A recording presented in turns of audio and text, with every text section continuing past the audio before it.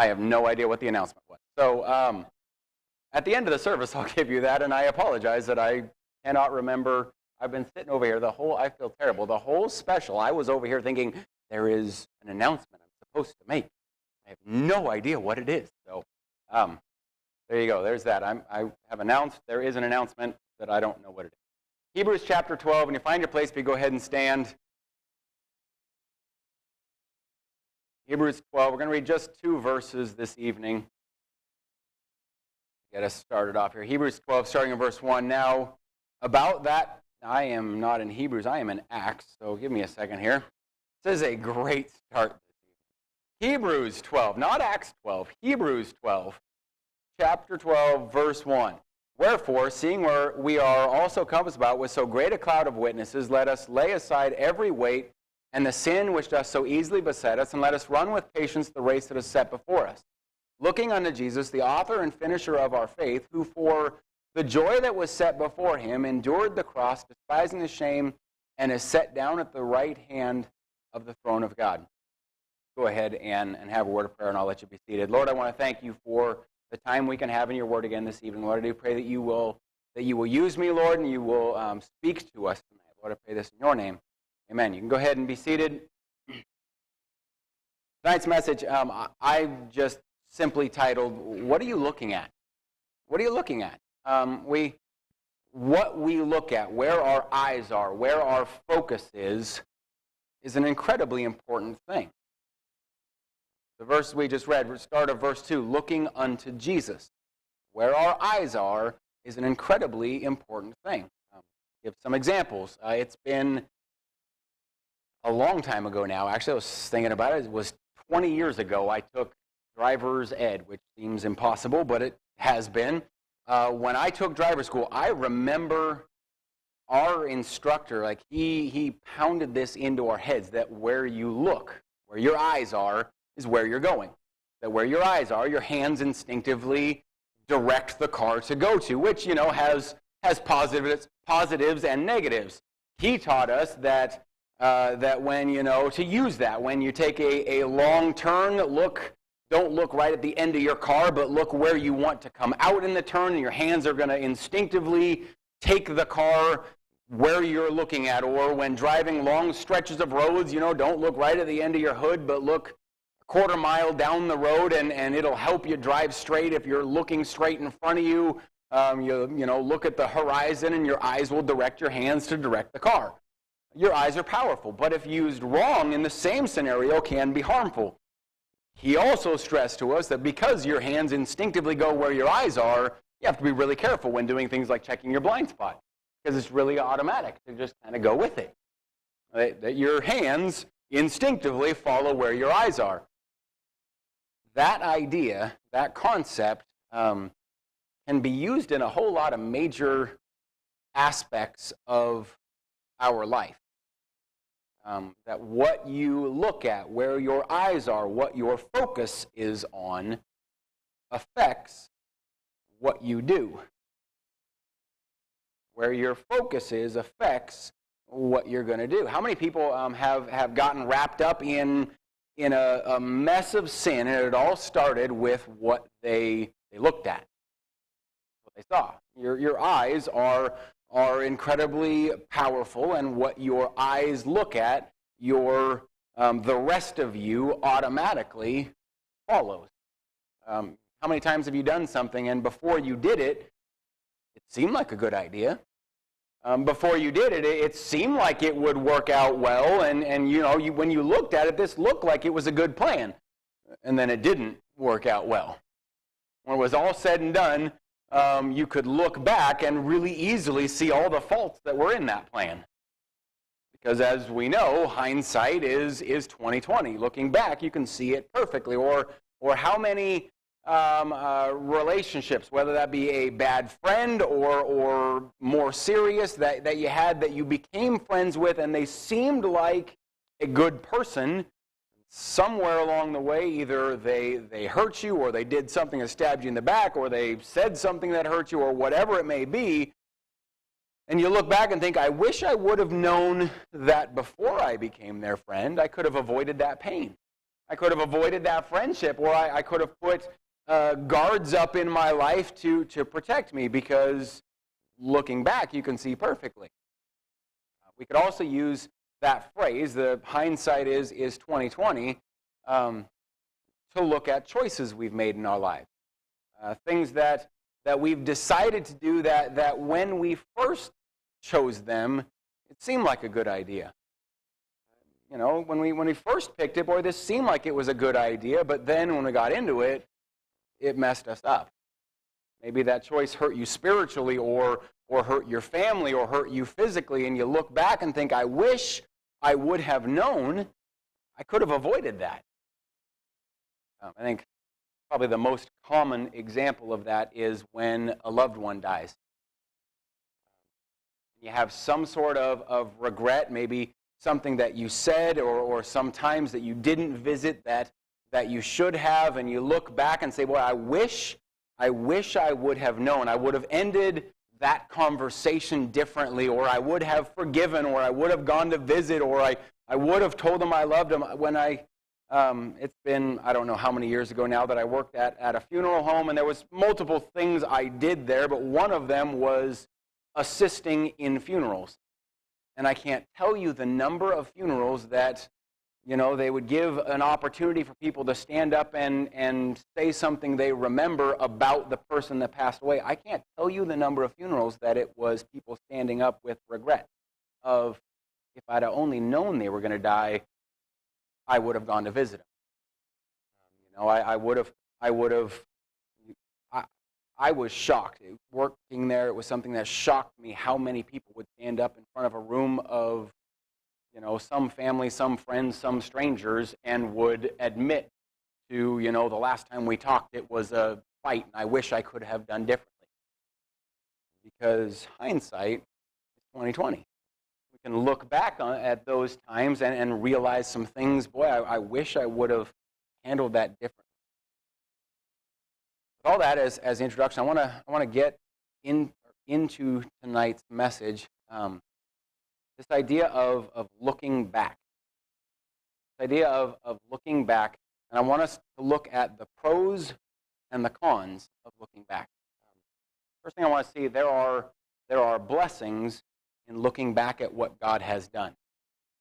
There are blessings in looking back at what God has done. It's been years now, and most of you know about this. I've used this in here before with the teens that I preached a message on Be a Pile of Rocks, and actually I had one of them this morning showed me something, and they had wrote that on there. I don't know why God chooses to use some things the way that He does. I don't know how many messages over the years in the teen building I've preached.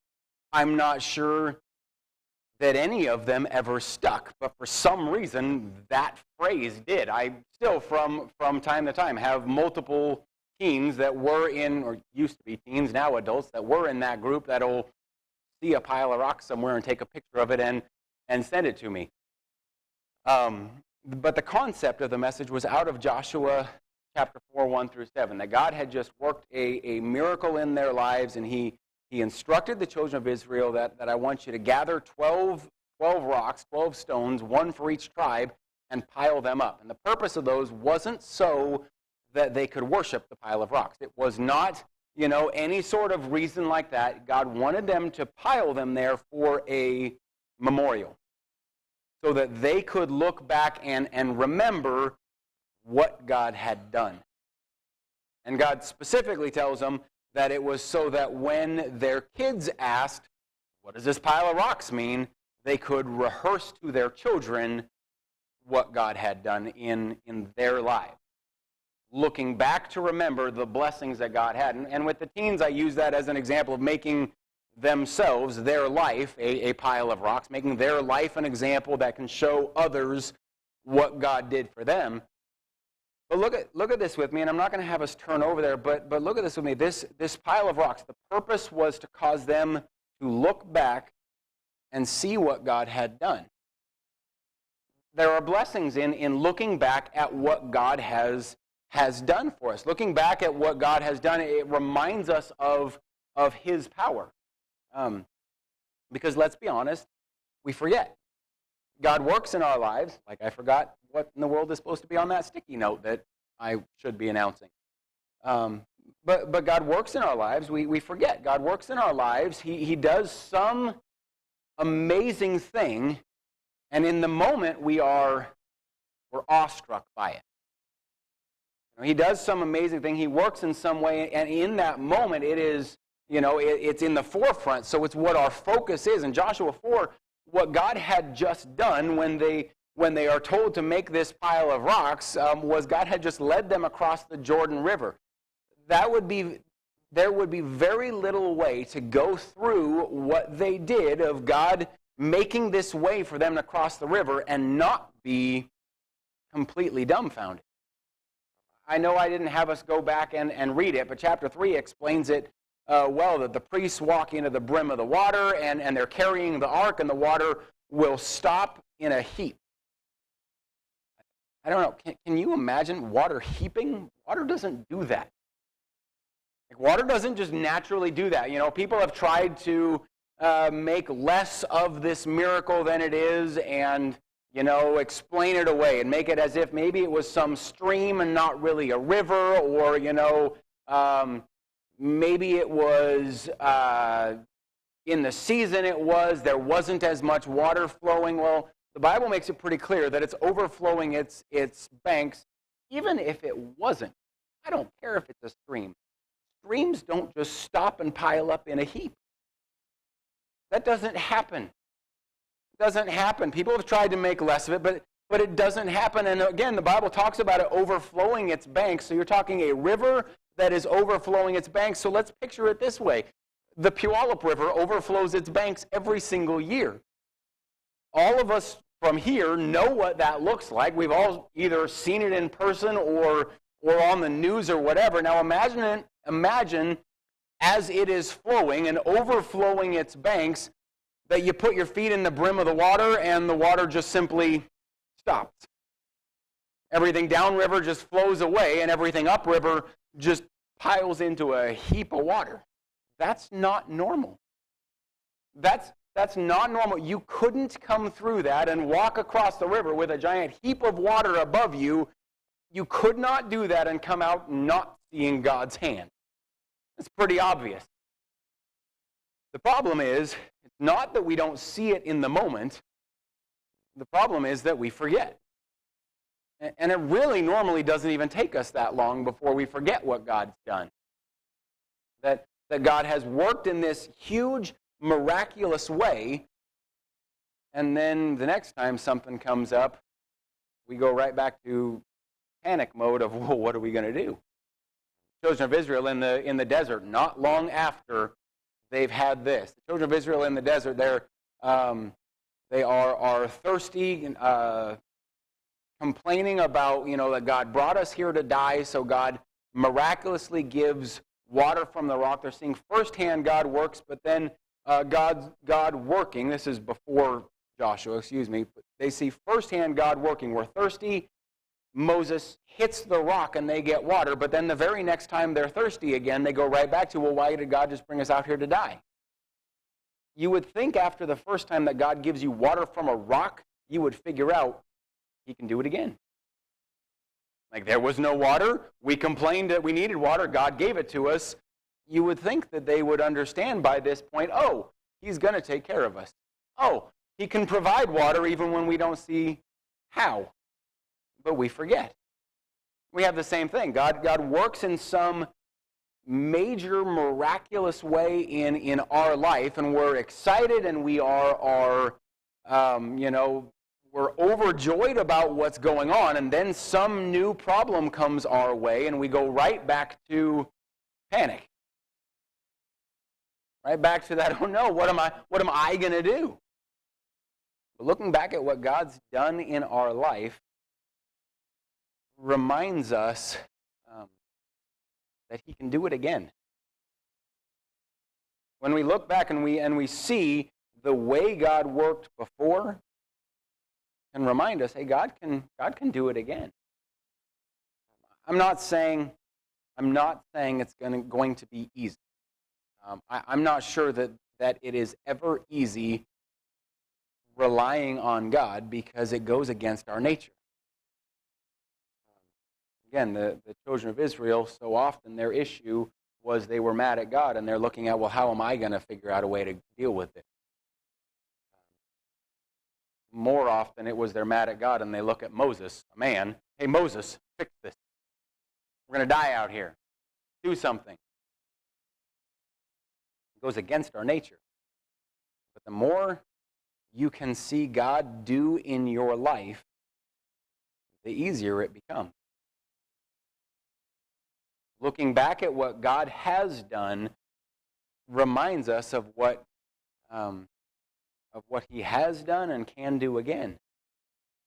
Looking back at what God has done shows us His power. Looking back at what God has done shows the next generation what God can do. Remember, again, I said already, the purpose of those rocks, He says very specifically that they were placed so that when your children ask, what's up with this pile of rocks, Dad? You can explain what God did for you. You can use that as a memorial. Parents, it is important for us to let our kids, and I think more than even let our kids, I think it is important for us to make a point of showing our kids what God has done in our lives. Explaining to our kids, we have what we have because God. We are where we are because God. Or when God works in those huge ways, pointing out to your kids, hey, this was God. I believe it's important for us to show them what God saved us from. I think it's important for us to show our kids the prayers that God answers in our lives. It's important for us to show our kids the miracles that God has done in our lives. They need to see that. Especially, and this may not be true, I think this way perhaps, especially for kids like myself and like my kids that have grown up in church, because it becomes really easy as a kid growing up in church just to think that this is the way it is and not notice what God's doing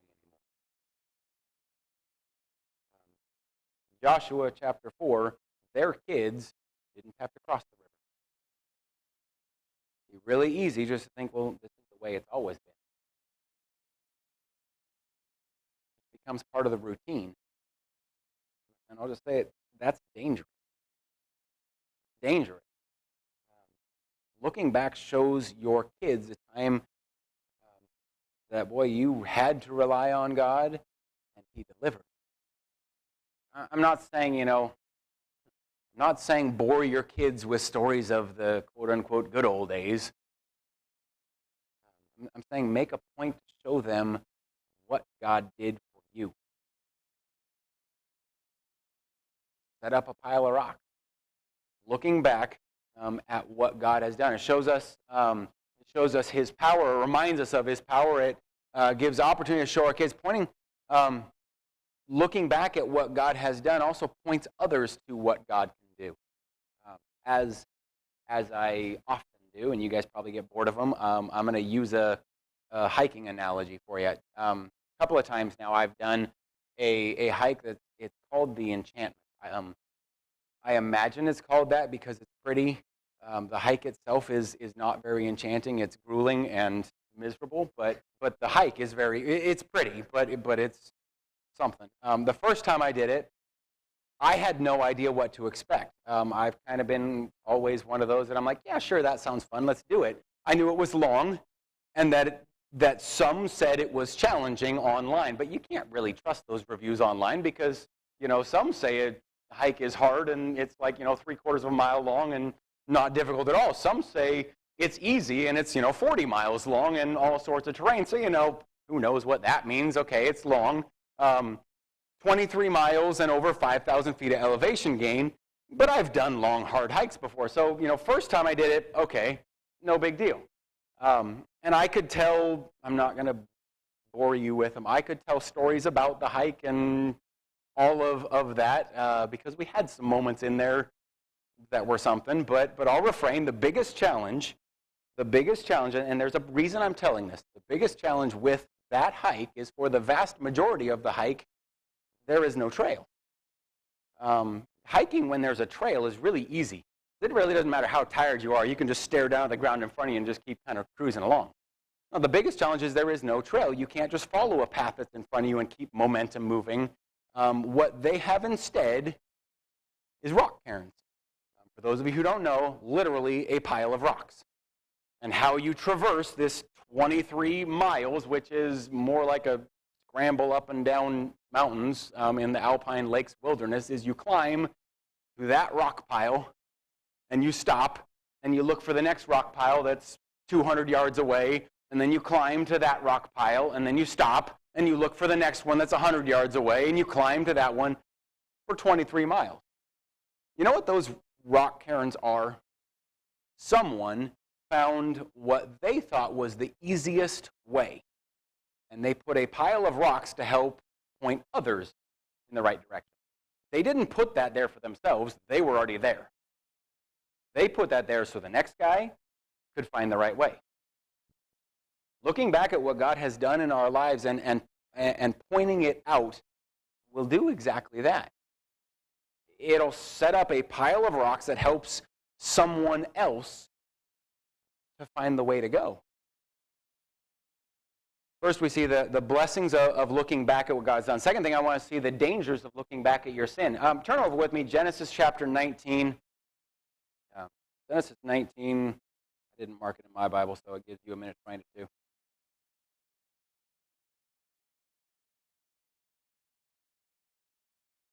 Genesis 19, I'm going to read 20 through 26. It says, behold now, starting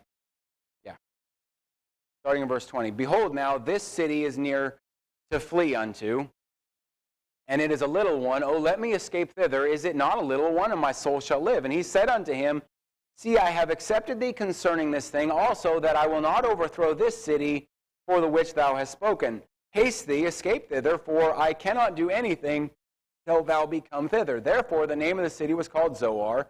The sun was risen upon the earth when Lot entered into Zoar, and the Lord rained upon Sodom and Gomorrah brimstone and fire from the Lord out of heaven. He overthrew those cities and all the plain and all the inhabitants of the cities, and that which grew upon the ground. But his wife looked back behind him and became a pillar of salt. Sodom and Gomorrah, it's a familiar passage. Lot and Abraham have split. Lot chose the plains, and by this point has progressed to where he and his family are living in the city, and more than that, they are a part of it. He is, we're not going to go back and read it all right now, but if you read in it, Lot has become a respected member of society, and it's pretty clear to see that Lot and his family are no longer living for God. When God's ready to destroy Sodom and Gomorrah, and Gomorrah for their sin, Lot goes to his sons-in-law who don't even believe Lot when he says what God's going to do. They assume that Lot is mocking God, which tells you something about Lot's spiritual condition when his kids assume, oh, he must just be mocking God. He and his family are drug out of the city, forced to leave, because God says, I'm going to destroy this city, but I won't until you're gone. So they're forced to leave, and they have become so in love with their life of sin that they don't want to. They're being drugged from the city. Lot's wife stops and looks back at the city one last time. And I think it can very easily be said she stopped to look back at her sin one more time. She was giving it up reluctantly. She was being, drug out of the city. God's leading and leaving the city. She was giving it up, but just wanted to look back at her sin one more time. The passage we just read, it cost her. I want to look at this tonight because we're often guilty of this. We are changed by the grace of God, and we change, sometimes reluctantly, but we're often guilty of looking back at our sin. somehow, I used this term earlier, somehow viewing our sin as the good old days.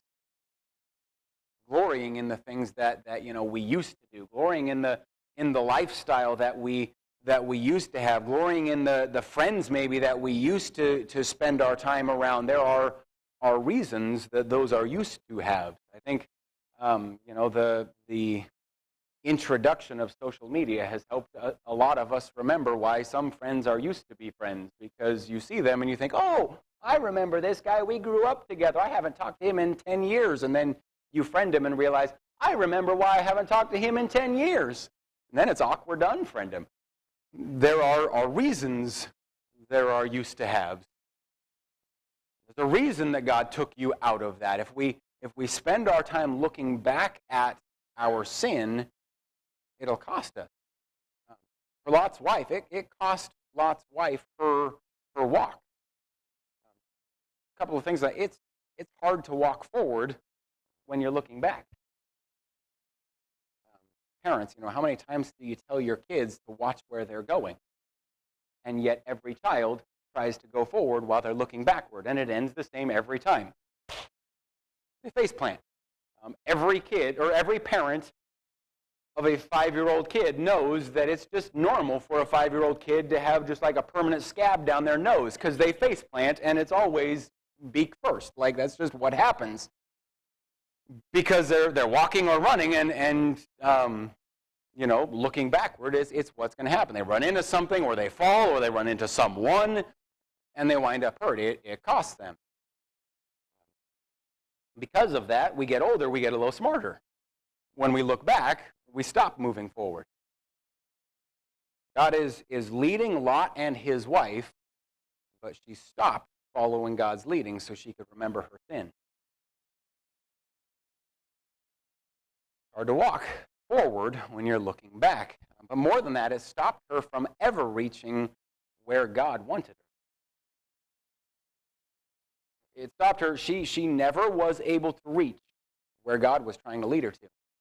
God's leading them to a city of refuge where God wanted them, but she never reached it because she was too busy looking back at her sin. This isn't too complicated. When we spend our time looking back at our sin, it prevents us from going where God would have us to be. As a child of God, we're to be walking that straight and narrow path. If you look backward, you won't be going forward on that path. It cost Lot's wife her walk. It cost Lot's wife her life. The Bible says she became a pillar of salt. That is a unique punishment. I'm going to be completely honest. I have no idea why a pillar of salt. I have heard about every speculation under the sun on why salt. I'm not going to pretend. I'm not going to spend time boring you on all the reasons people give on why it was salt that God turned her to. Not because I'm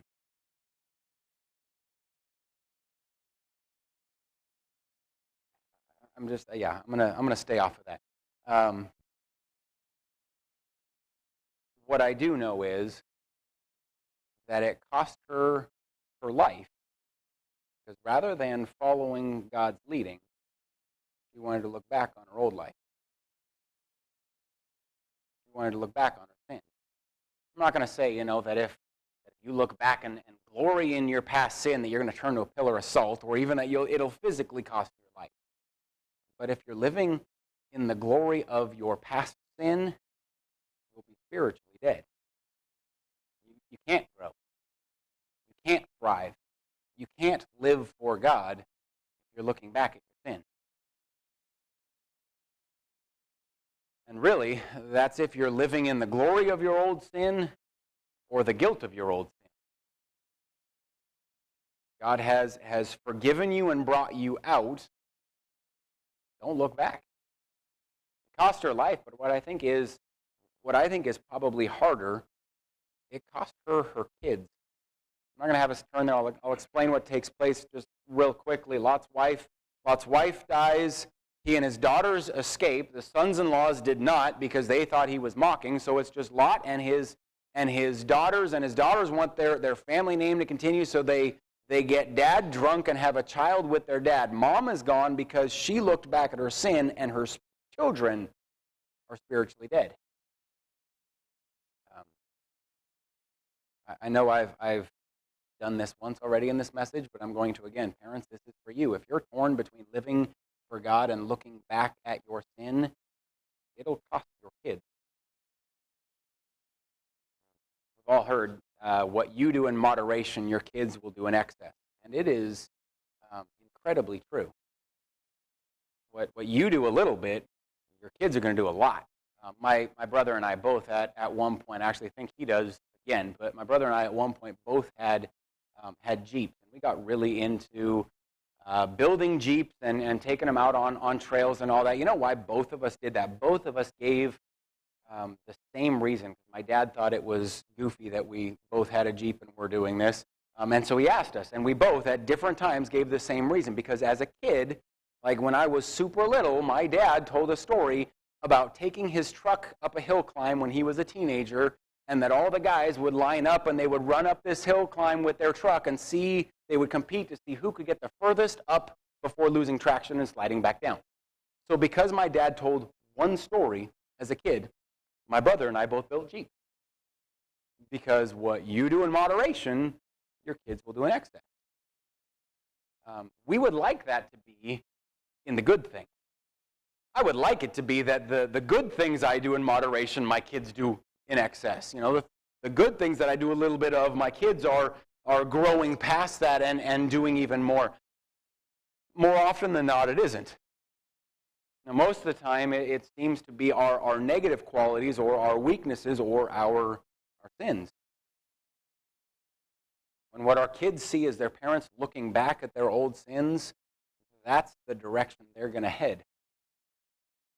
Lot's wife looked back, and it cost her. And I'm sure she thought that she could just take a quick look to remember, and I'm sure she didn't think that anything would happen. Had she known that she would have lost her life, and had she known the way it would have affected her kids, I am sure that she wouldn't have looked back. But she chose to look back at her old sin, at her old life, and it cost her. There are dangers in looking back at your sin. So far this evening, we've seen the blessings of looking back at what God has done. We've seen the dangers of looking back at your sin. For this last point, I want to kind of change the vantage point a little bit. So we've been looking back this entire time. Now I want to switch it up. Point number 3, the advantage of looking forward to God. Back in our passage where we started in Hebrews chapter 12, verse 2, it says, and I read this already, I'm not going to have us read the whole verse, but verse 2, looking unto Jesus. Looking unto Jesus. This is where our eyes need to be. Looking unto Jesus. Looking for Him to work. This sounds odd, but it really is true. I've gotten to where I almost enjoy when life throws challenges my way. You know, some hard thing comes up, and I don't know how I can handle it because I've just figured out God's going to take care of it. And when some hard thing comes up, it's kind of fun because I can start looking for, hey, what's God going to do? He's proved it to me so many times before. He's shown so many times in the Bible how He cares for His people, and He's shown so many times in the preachers of old, and He's shown it so many times in my parents' life, and now He's shown it so many times in my own life that some new challenge comes up, and it's kind of exciting because I know, hey, God's going to work. And I'm going to get to see it if I'm watching. We have all sorts of crazy things happening in our state and in our country and in our world, and that always leaves people wondering and questioning what they are going to do and how this is all going to work out. I am no prophet, but I know exactly what's going to happen. God's going to work. That doesn't mean it'll turn out how I want it to. That doesn't mean it's going to be easy necessarily. But I know that God is going to work. And that's exciting. As challenging as it may be, it's exciting to see what God's going to do. Look looking for him to work, looking for him to lead. Psalm 23, verse 1 and 2, Lord is my shepherd, I shall not want. He maketh me to lie down in green pastures. He leadeth me beside still waters. He leads. I don't have to try to figure out the path. I don't have to wonder the way. I can just look to him to lead. Our world is, this might be an understatement, is challenging to navigate. I honestly don't know how someone without God leading them, I don't know how someone does it. There are so many conflicting opinions and options choosing what is the best way that it would just be confusing. And I think that's why so many people who are unsaved spend their entire life going this way for a little bit, and then they go this way for a little bit, and because there's so many things pulling you in so many different directions, and well, is this the right way to go, or is that the right way to go? I don't have to do that. If I look to Jesus, he'll lead. Advantages of looking forward to God, looking for him to work, looking for him to lead, and then looking for him to return. This next statement is going to be my opinion, but this is a fair opinion, I think. My opinion, there are two promises of God that are my favorites.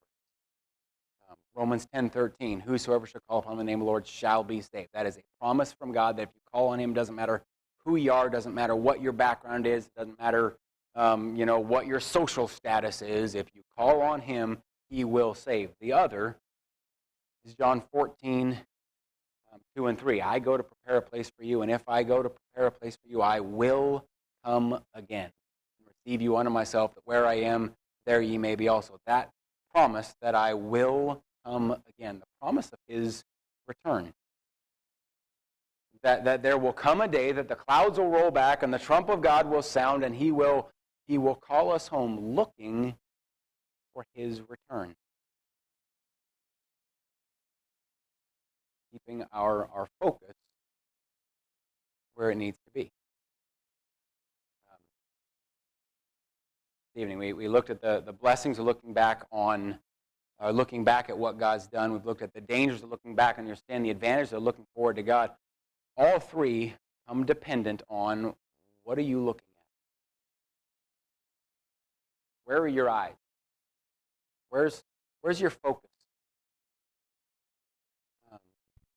When you and I are looking at the world and our sin, we will be overwhelmed by it. We'll be overwhelmed by it. We will be completely consumed by it.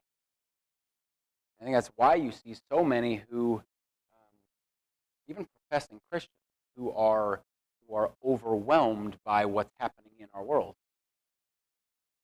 Why you see so many who are professing Christians who are a panic as everything happened over the last couple of years, and as things going on in Russia, and as all these different things are happening in our world that are a complete panic, because they're focused on that. Their eyes are looking at what's happening in our world rather than looking unto Jesus. I'll end with this thought. If we want a Christian life that is moving the right direction, and that is following God's leading, and that is growing, and that is progressing for God, we need to make sure our eyes are on God. That, as Hebrews 12:2 says, that we are looking unto Jesus. Because he's the answer. Let's pray. Lord, I pray that you will, Lord, help us to really grasp a hold of this, Lord. We get so wrapped up in the things that are happening in our world around us, and we get so wrapped up in the problems of life and the issues that we're facing, and all these sorts of things, and we lose our focus on you.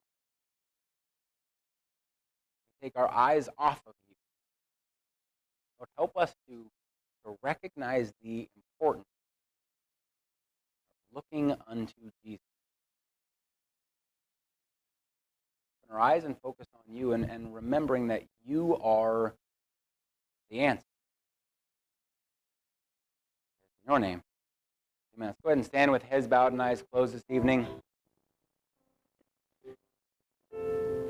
I'm not gonna give a lot as far as